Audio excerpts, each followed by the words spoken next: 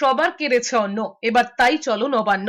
এই স্লোগানে 28শে জুলাই পশ্চিমবঙ্গ বঞ্চিত চাকরি প্রার্থী, চাকরিজীবী ও চাকরিহারা ঐক্য মঞ্চ নবান্ন অভিযান করবে। সাংবাদিক বৈঠক করে তারা জানিয়েছেন, বছরের পর বছর তাদের ন্যায্য চাকরির দাবিতে আন্দোলন করছেন, কিন্তু নিয়োগ দুর্নীতি, প্রশাসনিক গাফিলতি ও স্বচ্ছতার অভাবে প্রতারিত হচ্ছেন। এবার চান মুখ্যমন্ত্রী তাদের সঙ্গে বসে সমস্যার কথা শুনুন এবং সমস্যার সমাধান করুন। দীর্ঘদিনের বঞ্চনার কথা তুলে ধরে আলোচনার মাধ্যমে সম্ভাব্য সমাধানের পথ খোঁজাই তাদের নবান্ন অভিযানের মূল উদ্দেশ্য বলে জানিয়েছেন চাকরিহারা ঐক্য মঞ্চ।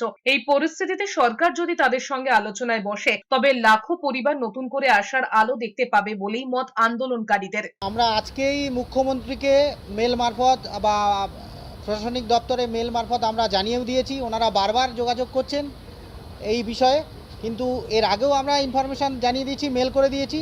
আজকেও আমরা আবার একটা আমাদের পশ্চিমবঙ্গ বঞ্চিত চাকরি প্রার্থী, চাকরিজীবী, চাকরিহারা ঐক্য মঞ্চ এবং সংগ্রামী যৌথ মঞ্চের তরফ থেকে আমরা মেল করে দিয়েছি যে আমরা নবান্ন অভিযান কোনো মতেই স্থগিত রাখছি না। যত বাধা বিঘ্ন আসুক না কেন, আমরা 28শে জুলাই এই নবান্ন চলো এই প্রোগ্রাম আমরা সাকসেসফুল করবই করব।